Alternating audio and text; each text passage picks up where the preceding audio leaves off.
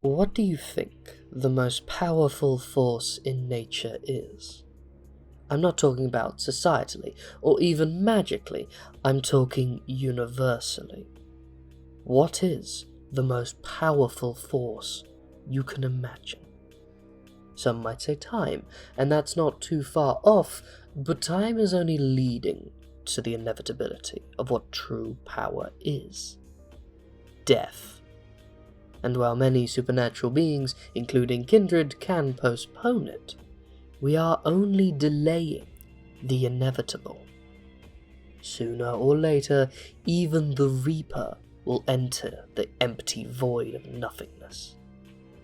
But one group knows how to subvert such a power, at least for a time. See, today might be a little bit longer of a discussion, since I'm not talking about a faction or a clan, but I'm actually talking about one that's both, and a new bloodline in and of itself.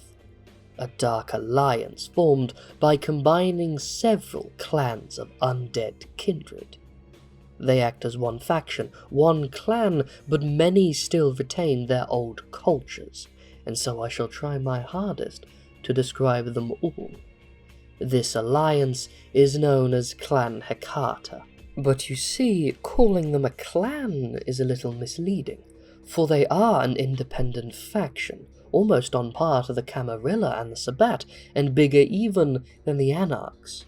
A group of clans that work together with an aligned worldview and goal. The only difference is that, unlike other factions, they've managed to merge all of their bloodlines into one new one. But that's something I'll get into more later. For now, just know that they keep their old clans' cultures, but have a unified goal. While it is true that there is a Hecata culture, it's the same way that there's a Camarilla culture, or even a Sabbat culture. It doesn't override the clan's culture, it's more so a political leaning that these clans tend to share. See, this alliance was formed for one simple reason. A lot of clans had access to very powerful necromancy, and were hunted for it. They even hunted each other to learn each other's secrets until they realized they would not survive this way. Even the most powerful of these clans knew that their days of thriving were over, and so most of them, almost entirely out of desperation, joined. Indeed, this is a clan of necromancy, an entire faction of kindred shadow mages that specialize in all forms of undead, from powers leaning to raising your typical zombie, or making your own flesh rot and decay. Truly nasty and foul magics that complement each other quite nicely. It helps that each of the former clans had different variations on necromancy, so now their combined pool of knowledge makes them quite scary. That is, of course, if they can get along, for like any other faction, they really don't see eye to eye. Since they are still kindred at the end of the night, most of their old clans and bloodlines split off from each other long ago anyway, mostly out of hatred or spite to begin with. This makes their recent re-emergence quite an interesting one, and for those kindred who have been knowing of the old stories for long ago, might be gobsmacked to learn that they're now allies. But it is time to get into the more informative parts, talking about the original clans and bloodlines that formed this dark alliance. And to do so, I shall give you a quick history lesson on all of the clans. See, all but two of them come from the same antediluvian. Cappadocius, a holy scholar and mystic who was obsessed with death. It is said he acted more like a religious figure in the first city of Cain, but spent a lot of his time fascinated with death, eventually leading to him discovering that kindred can indeed learn necromancy, and as far as my knowledge, he was the first to do so, though many that came after him certainly perfected his art. He does view it as his art.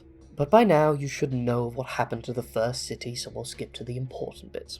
See, he was a holy man and wanted his clan, the Cappadocians, to study matters of life and death like he did. He also wanted them to remain somewhat virtuous, at least by kindred standards. But from time to time, like many old kindred, he had to enter torpor. So when he first awoke, he asked his clan if they stayed in his vision or not. They wanted to make sure that they didn't stray too far from the path. So he asked them all to come to one location and asked them one by one how their studies had gone. Those he felt were unworthy of the clan, he buried underground in a massive tomb complex for them to go insane and starve. He then went to share his plan with the rest of his clan he deemed as worthy, who by now had realized that in truth he had gone mad, for his plan was to diablerize God himself. His egotistical goal was indeed to eat and become God. Surprisingly, most of his clan stayed loyal out of that, probably out of fear, because the man wished to become God. But the first interesting offshoot was due to those he sealed in that tomb, for not all of them had perished as he hoped. Some of them survived, though driven mad in the process, and they took up the name the Harbingers of Skulls, and were absolute psychopaths. They were hell-bent on destroying their originator clan and another particular offshoot that has yet to spring off. This insanity of theirs is actually what led to many of their number joining the Sabbat. Their ruthlessness fit in quite nicely there, but for the most part, most of them remained doing their own thing in the shadows. They never wanted to be known to the public, and for the longest time, people didn't even know that this bloodline existed. To become a Harbinger of Skulls is to disappear from the world. But another interesting thing about this group is how they remove their identity. They never show their faces. They are known for wearing these very ornate masks that usually give a hint of the person they were before. Say if a Harbinger was to embrace a banker, for instance, their mask might have a gold trim, or they might have a really unsubtly, their currency symbol and a tiny part somewhere. That is a really specific example. Most of them are subtle and quite stylized. I've got to say, they look rather nice. The rarer the material, the higher the rank in the clan. Usually, that is. But if you were to peek under the mask, you would see their hollow, almost skinless faces, the sad part of their old bane. But the next offshoot is a coven of witches that serve as disloyal soldiers to the Cappadocian blood. It is said Methuselah found a cult of Lilith worshippers and embraced their high priestess, and the bloodline of Lamia was born. Now, Lilith is a figure I have yet to properly discuss, simply because it's a very confusing matter, especially when Nodist myth is concerned. Just know for now, she was probably a different first-generation vampire who had a similar, if not the same, origin as Cain. Or, she's a demon. No one can agree on anything. It's rather confusing. She is a figure I will discuss properly another day. But this group of witches held reverence to her over their clan as a whole, which resulted in their numerous power schemes. But since they were a warrior batch of the clan of Cappadocian, a clan that lacked a lot of warriors, these schemes were allowed to go off unattended, shall I say. If one or two of them jumped in generation while their useless lackeys went missing, well, let's say a rook is far more useful than a pawn, and leave it at that. Now, the main cultural thing about the Lamia is it is said they only embrace and recruit women, something that has enough exceptions to make it clear it's not a hard rule, but given it's one of the only kindred groups that give a shit about this sort of thing, I thought it worth mentioning. Every member of the bloodline I have ever met is a woman, so if it's not a rule, it is certain the normality. But they, and the main clan as a whole, were betrayed by the last offshoot of the clan, the one that took over from the Cappadocians, the mobsters you have probably heard of, the Giovanni. See, while the clan was going, Cappadocius was still planning his final grand plan, to become God, and he realized that he needed to die in order to achieve this. To be precise, he needed to be diablerized, and found the perfect candidate. Augustus Giovanni. See, he was a very powerful and wealthy merchant who lived around the year 1000 and was a prime candidate for the embrace. Indeed, many Ventrue and even Toreador wanted to embrace him, but he declined them both. For as tempting as immortality was, he did not want to give up his magic, for he was indeed a mage. But when an antediluvian offered, well, combined with the fact that he had shadow magic, it was tempting enough for him to take the offer. Of course, it did not take long for him to scheme and take over the Cappadocians. Cappadocius knew he would do this. In fact, he wanted it. Before the betrayal, he sealed away a part of his own soul, a very aspect of his being, and sent it to his most loyal before Giovanni diablerized him. Now, whatever he was trying to do here is not exactly known, and if Cappadocius' plan did indeed work as intended, he would have already done it. He would be God if it worked, so at some point it clearly failed. But he does most likely live on in some spectral form, an undead way, where he's not fully manifested. Perhaps he's a form of ghost, to oversimplify it, but to give you a vision of what aspect he is in. He's most likely out there, somewhere. Before this betrayal, though, Augustus Giovanni embraced his two children, who started to embrace their own family, and slowly Clan Giovanni was born as one family and a clan together. After his power grew to a certain point, he wiped out the remaining Cappadocians. And for the most part, he killed almost all of them. He then killed the leader of the Lamia, forcing those who remained to go into hiding. Now you'd think the Harbinger of Skulls would like him for this, they after all hated the Cappadocians. But no, those were their kills, how dare he steal them?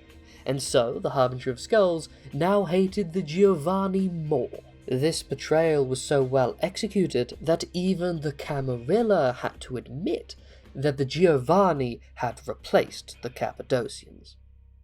Now, the culture of the Giovanni has always been around two things. Their necromancy, obviously, but the other is their money-making and mercantile mindset. But unlike the Ventrue, who believe that earnestly earning one's wealth is the virtuous path, Giovanni took the exact opposite approach. Who gives a shit about how you earned it? You just need to make that money, baby. And so this led to their modern appearance of mobsters and gangsters, criminals and outlaws that happen to have a gang of zombies. They even used to use terms like Don and other mafioso names for their leaders, but due to the movies, mostly made by the Toreador to mock them, they stopped using such names. They do, however, keep it in the family. See, not all of the family of Giovanni have been embraced. They are typically ghouled upon entering their teenage years and are then groomed to be the perfect candidates to embrace. This allows them to still have children, but keep living a essentially immortal life. Of course, corruption runs deep within a crime family, and many of them keep their children as ghouls for hundreds of years, leveraging their embrace over them to force them to do as they are told. This keep-it-in-the-family mentality, combined with their almost party-like lifestyle, results in them being a bit more degenerate than most clans. Many people will throw the term incestuous to describe them as an insult. I assure you, it is a deserved title. They do, however, throw some interesting parties. If you're ever invited to one, you'd be a fool to decline it. Now, there are a few more offshoots of the Giovanni. That is to say, different crime families that were embraced by and brought into the clan. And despite different names and locations, they are very much a loyal offshoot of the Giovanni. Wow, half of them aren't, but for the most part they do as they are told. I don't really care much about them, and so I shall quickly list them off. The Dunserin family are a family of Scottish bankers that deal with all of the clan's trade within the UK. They are also known for being cannibals. They have no requirement, they just enjoy it. The Pisanobs are an interesting bunch. They have some Aztec connections, not really certain where since all of the old Aztec clans died out long ago. They are focused in Mexico and have all of the clan's operations done within South America.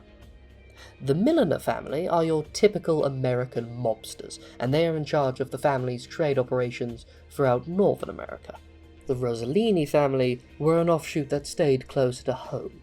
They work from Venice, but were more spiritual and religious lean than a business orientation. Their family were known for being mages before they were turned, and were brought into the fold to help bring down the last Cappadocians long ago. And lastly, the Puttanescas are a Sicilian crime family, and a rather dirty one at that.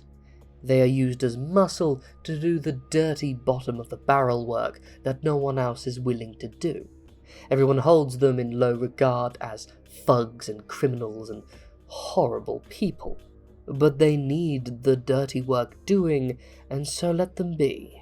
But there are two more clans that make up the Hecata, but those two origins are a little more mysterious. They did not come from Cappadocias, at least not that you could confirm. I'll start with a clan of flesh-eating kindred that stole their blood, much like how the Tremere did, the Nagaraja. Now, they were a group of death mages that used dark magics, and most likely a Methuselah, but the clan's not really known, to become a clan of their own, without truly being embraced.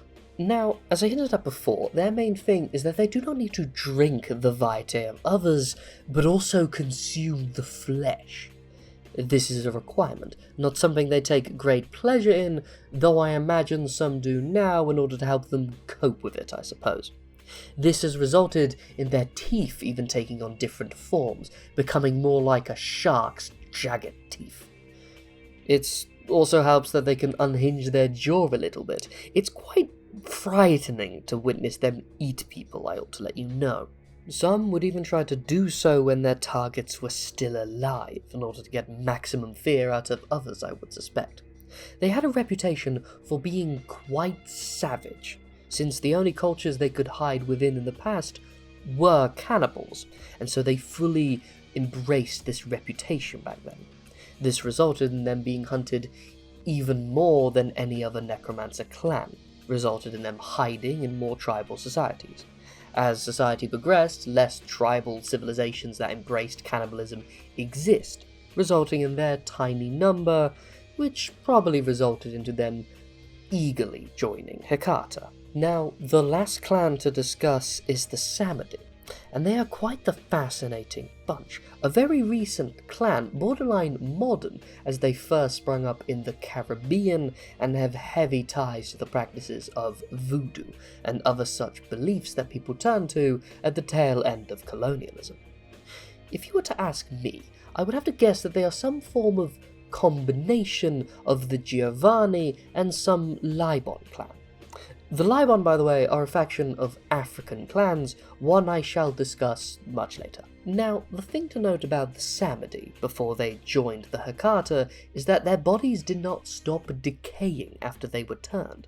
Their skin will still rot and peel away, making them look a lot like zombies, another link to their voodoo origin. Fortunately, they would only ever get to a certain point, depending on their generation, the newer ones barely decaying at all. I mean, they still look like a walking corpse, but at least their muscles aren't showing. And fortunately, those embraced after Hecata's bloodline no longer suffer this at all. They remained a much smaller clan for the longest time, and only recently, just before joining Hecata actually, had they been seen outside of the Caribbean, just in time for them to be considered a serious candidate. I imagine too that a large player in this is their mysterious leader, known simply as Baron Samedi. Not much is known about him, other than the fact that he's very powerful and shouldn't be, at least not for his age. See, now that you know about the various clans that made up the Hecata, it is time to talk about how they actually formed. See, all of those factions, bloodlines, or clans, whatever you want to call them, despised each other, for one reason or another that I typically got into.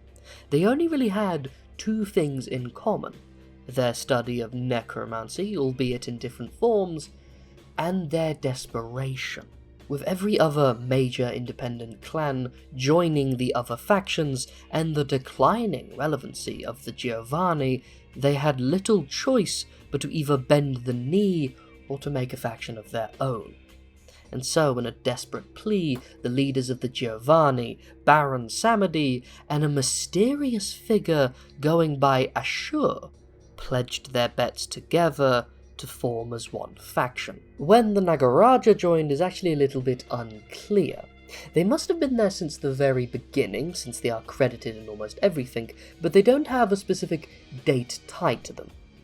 Regardless, it must have been an event a little bit after the beginning, but not so much after. Now, whoever this Ashur figure is a bit of a mystery. Some claim he is Cappadocius, or perhaps a fragment of him. Perhaps he is just a forgotten Methuselah. Regardless, he is almost certainly of Cappadocian blood, the original origin clan, and a very powerful mage. He was somehow able to convince the Harbinger of Skulls and the Lamiot to not only join him, but the other clans of death as well, an idea that seems ludicrous given everything that they stand for. But I think I know how he did it. I suspect it is because he knows a very rare secret technique that I like to dub the re-embrace. See, he is the reason they were able to become one whole new clan. He is how they were able to turn their fractured bloodlines into one new combined form. He did this by re-embracing all of the oldest members of their group, turning them into his own clan, who then went on to re-embrace everyone else. How he did this, I couldn't even begin to imagine. There's clearly some magic at play, and it's obviously not a perfect formula, as some of them still have lingering parts of their old blood. But for the most part, most of them were combined into something new, and so had to come up with a new form of governments for this faction, and formed a council. Each of the bloodlines have a representative, including all of the offshoots of the Giovanni I failed to give enough attention, and it is them who rule their factions as a whole. Ashur leads as the Harbinger of Skulls representative, but shall I say he pulls the most strings. He's typically the leader, despite only being a part of the council. Though none of them are fully loyal, but they do seem to be looking out for each other, as much as the other factions do at least. Probably more than Sabbat. If I had to suspect, they're most likely plotting something akin to taking over the world, or turning it into a necropolis. Regardless, they are surprisingly cordial now, even given their different personalities combined, though I suspect it is their united power that has given them this new confidence. Their combined blood also gave them a new bane, for the most part cast aside their old one. For now, when one feeds upon a mortal, instead of giving them the heavenly experience that the rest of us do, the mortal experiences pure agony, and not the usual pain you would expect from biting into one's neck. They still get that when a normal kindred bites them, but a horrid, magical proportioned one. Many mortals have said that it is the worst physical experience of their life while not being harming. Well, other than the 2 neck holes. But now I shall briefly go over the powers that they have, for they typically have Auspex, Fortitude, and Oblivion, but since sometimes the old clan's habits might overtake, the first 2 might be almost anything else, and so it would be a waste to go over everything, and so I shall focus on the one thing that they are all known for having, Oblivion, or their rather specific way of manifesting it, necromancy. There are actually countless ways necromancy can actually manifest, and I'm not just talking about the shambling corpses that you might imagine. There are actually many types of walking corpses, too many to list, but they can also talk to the dead, or summon spirits of some form. They can harm things that cannot usually be harmed, cause bodies to disintegrate in moments, make an enemy's flesh rot and wither, and give plagues of the most foul variety to any mortal they wish. Some can even open portals to the realm of death, the underworld where many souls go. You would do well to keep a member of Hecata at hand, and although they are not members of any major faction, they are their own one, they're surprisingly cordial with the Camarilla, almost as if they plan to work with them, but I have definitely seen us come to blows over something silly. Regardless, a member of my coterie is actually a member of Hecata. They are a Samedi and are very cordial. They go by the name of the Undertaker, not their real one, obviously, and help us with all manners of undeath. For favours and boons, of course. But like I said, very cordial. The Clan of Death takes on many forms. Some unnatural and horrible, some more like criminals and mobsters, and others more familiar, closer to our own, but with a hint of mystery, one that's not so easy to follow. Hecata have always fascinated those on the outside, but luckily they're quite willing to work with those on the outside. You would do well to keep them at arm's length, but to not disregard them. Thank you for listening to my tales. I'm the Ashspawn. Feel free to leave a like, comment, or subscribe. It really does mean a lot to me. But, till next we meet, fellow traveller, have a good day.